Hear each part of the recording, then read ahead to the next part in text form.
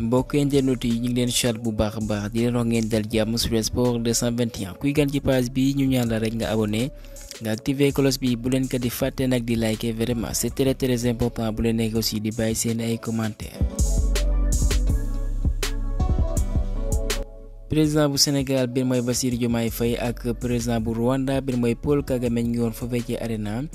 stadium teeweekat loolee ñu naan billet il bi mu doon ko jeexal jàpp leen bu baax AS Douanes ñooy mujjee jaar ci kaw APR bu Rwanda 79-54 comme ni nga ko fësalee loolee moo leen may ñu terminé ci ñaareelu place bi nga xam ne voilà dina leen may ñu am seen ticket bi mu dina doxal ci final bi nga dina amee foofee ci Rwanda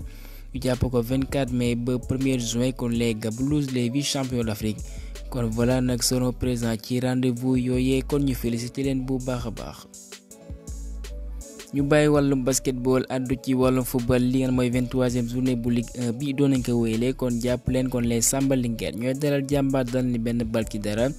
même score boobee la US Ouakam daane foofee ci Sadio bu Ngor US Gorée benn bal ci dara grâce à Abdou Cissé et que Guédiawaye FC nag Dakar Sacré-Cœur moo doxantu ci kawam ñeenti bal ci dara comme ni nga ko fasalee ci kayitu xibaar yi ci noonee toujours Tëngéej mooy leader avec 46 points comme ni nga ko fasalee waaye Dakar Sacré-Cœur nag sippee na nag ñetteelu place bu Guédiawaye avec 36 points et que Jaraaf moomee bi nga mu ngi ci ñaareelu toog bi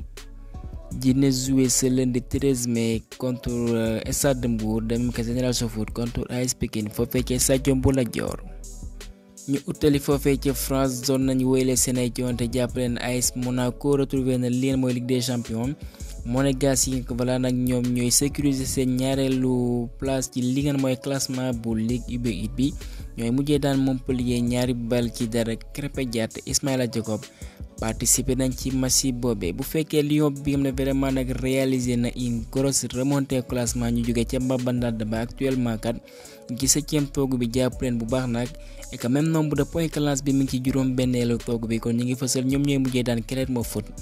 benn bal ci dara malheureusement pour Clermont Foot ndam wala boog lajji boobee mooy tax voilà officiellement relégué nañ leen mooy que wàcc nañ ci Ligue 2 bi kon voilà c'est dommage pour Mory Diaw talent bi nga xam ne am na ko vraiment il méritait mieux est-ce que aussi doonu erreur ci côté ndax voilà nag moom xam ngeen ne il faut doon wane performance yu mu caay mais voilà mu xaadim contrat ci diggante bi sa club nekk ci jafe-jafe ngay encaissé naam voilà nag mën nga góolu lool talent baa ngi fii waaye sa défense bu dëgërul voilà di nga nekk ci jafe-jafe ndax voilà lu ñu mënti wax mooy que voilà pas mal de match ci saison bi génn leen ci waaye défense na vraiment parfois doo comprendre ba tax na voilà nag ñaan luñ ko mu dem ci Ligue 2 bi espéro ko club yu mag dinañ ñëw jëlee ko foofee mu wéyalee carrière am bu fekkee les Messieurs yam ñoo mëne woon naam sur une passe décisive de Amadou Diallo bi mi ngi wane boppam malheureusement ndam boobee dalee na échappé ndax Strasbourg moo leen mujjee daan ñaari bal ci benn ek lajji boobee mooy tax voilà nag Lorient mën nañ dundee yaakaar ba léegi naam Marseille moo jaar seen kaw ñetti bal ci benn jàpp leen bu baax kookee di Pierre-Emerick Aubameyang ñi ngi fësal ci këru xibaar yi ginnaaw gi biom boobee ñi ngi fësal am na ñaar fukki bi ak juróom-ñeent. maintenant c'est officiel Paris jox nañ leen seen raaya boobee bi nga xam ne mooy ci Ligue 1 bi waaye ki ngeen mooy Kylian Mbappé bi nga xam ne jàpp leen doon nañ fa sanaan duñ ko rendre hommage waaye xibaar boobee wérul ci nooneekat ultra yi def nañ loolu tout pour rendre ko avec un tifo voilà incroyable pour kii comme ni nga koy dëppalee moom mi nga xam ne doxal na fa voilà nag 2017 ba 2024 laata mu fay bawoo jàpp leen bu baax nag moom moo njëkk lakk jaaxi seen joon bu ñoo amal contre Toulouse waaye jàpp leen mu dem rendre ko wala boog mu jagleel ko Keylor Navas bi nga xam ne même situation la nekk moom aussi dafay quitter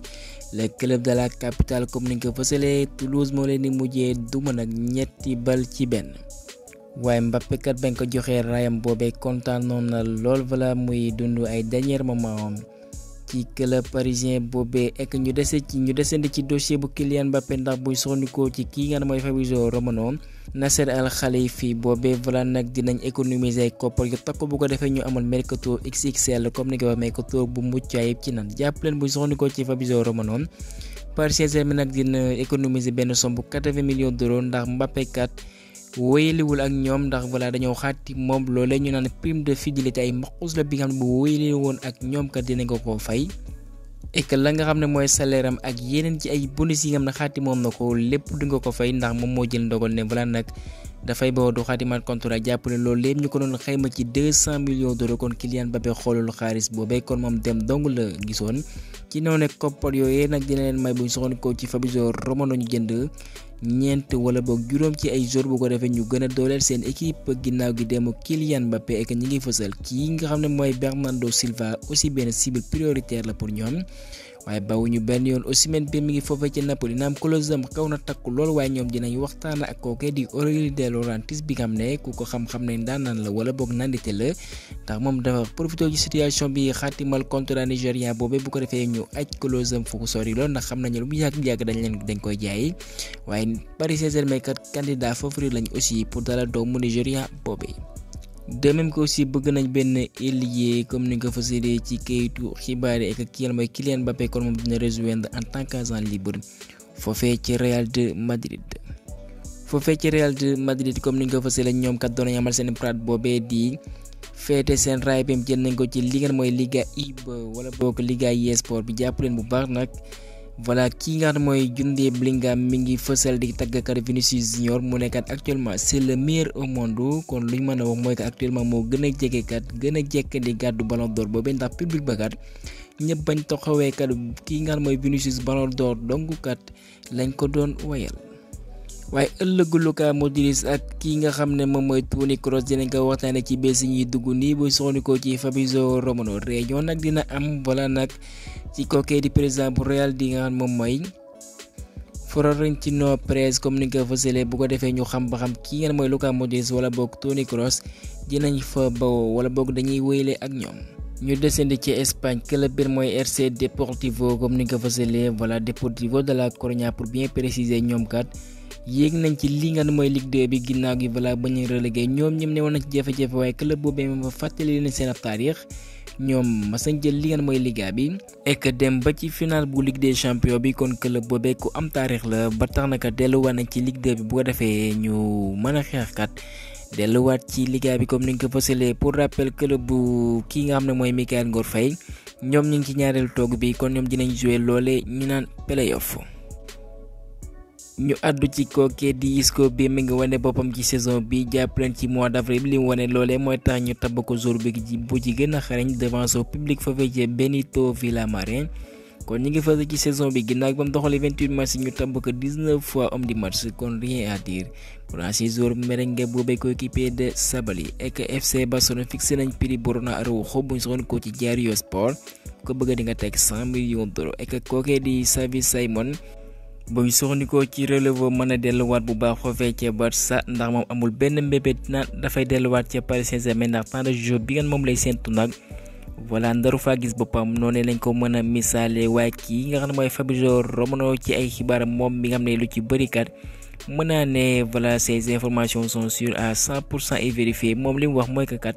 doomu néerlandais boobee bu ñu mayul dinañ ko abalewaat une nouvelle saison foofee ci Allemagne club bi wane na fa boppam ci saison bi mooy Leipzig kon loolee yëpp dinañ ko waxtaanee comme ni mu ko fësalee ci ay xibaaram.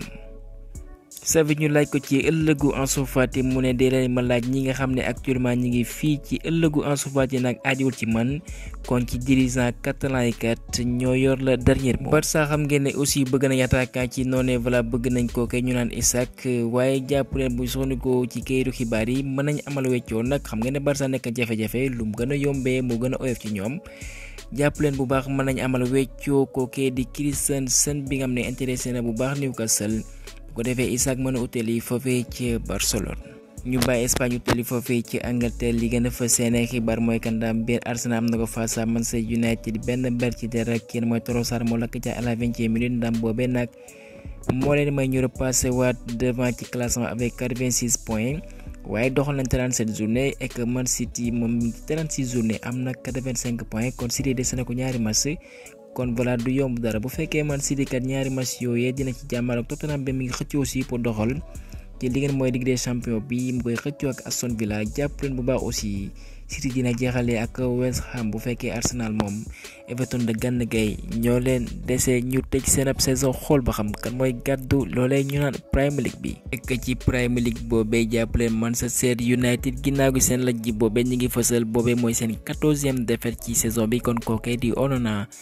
mi ngi encaissé ay bi takku lool jàpp na jafe-jafe yooyee ñi ngi koy fësal am na seeni san ndax voilà stade bi doon seen ñenn ji réew mu naan kat voilà di leen xaw a tooñ naan voilà stade bi sax mënul supporter actuellement dañuy daj ci ay jafe-jafe. ñu ngi ci jafe-jafe waaye bëgg nañ wane xar kanam bu mucc ayib kooke di Ratcliffe bi nga xam ne jënd na club bi am na ci pourcentage bëgg na amal équipe bu mucc ayib la saison prochaine chaque année loolee la ñuy wax jàpp leen les Red Devils ñu recruter un latéral pour la saison prochaine ek ci mercato d'été bi lañ bëgg lépp antu ci noonu ciblé nañ wala boog seen priorité mooy la Néerlande bi nga xam ne mooy Denzel Dumfries bi nga xam ne xaatimagul contrat ak waa Inter kon moom li ñu fësal mooy que voilà nag dina am opportunité buñ moyul dem utali foofee ci Angleterre club bi mooy Manchester United moo gën a jekk pour dalal ko ñi ngi fësal moom contrat mi ngi dem ba 2025 leen ñi rasuri waxtaan ci bëggul seen ab diggante kon buñ moyul mën na fa bawoo ek sax échange wala boog weccoo bi mën a doon Manchester United jox Inter de Wan-Bissaka ñoom ñu jox leen Dumfries bu ñu soxandikoo ci Fabrizio Romano waaye lépp ci ay waxtaan lay aajo. bu fekkee Donny van de Beek bi nga xam ne dañ ko abale woon foofee ci Eintracht Francfort jàpp leen bu baax duñu lever loolee ñu naan clause am bi xayma nañ ko ci 13 millions d'euros kon doomu néerlandais boobee dina delluwaat foofee ci Manchester United. Everton dañoo mbébé recruter attaquant Leicester bi moom mooy Kellehi Iheanacho comme ni nga ko fësalee moom dina doon benn agent libre cet été. tour buy wane boppam la ku ñu war a bàyyi xel moom meen mooy Eberechi Eze bi mi ngi wane boppam jekki sa place ba tax na club yi mag ci ginnaaw la ci mën ni Tottenham bu ñu soxnikoo ci Football Insider Bologne c'est historique foofu ci Italie la ñu utee ñoom qualifié nañu lii nga xam ne mooy Ligue des Champions et que pour la première fois depuis 59 ans kon vraiment un grand bravo à Thiago Motta. vraiment ñu ndokk lekk ndax moom liggéey mu caay bi la amal voilà nag 5 défaites dong la am l'ensemble de ces saisons kii nga xam ne amul défaite nag mooy Xabi Alonso bi mi ngi wéyale yoonam ñoo daan buxum nag juróomi bal ci dara kon boobee mooy seen 50e match kenn mënu leen daan ek ñoom sax préparé woon nañ ko comme ngeen ko gisee ci image yi. ek kenn mooy Lamine Camara voilà fin de saison lañ fësal ndax voilà moom il est sorti sur sévère seen jot bu ñu amal contour Strasbourg voilà nag ñu ñaanal ko dongu de mu bañ a garaaw moom mi nga xam ne voilà ñu koy séntu au mois de juin mu war a doxal contre Mauritanie ak Congo loolee dafay compter pour les éliminatoires de la mondiale 2026 foofee ci États-Unis Canada ak Mexique gaa ñëwale foofu xibaar ji leen jaajëfal ba beneen yoon sur le sport 221.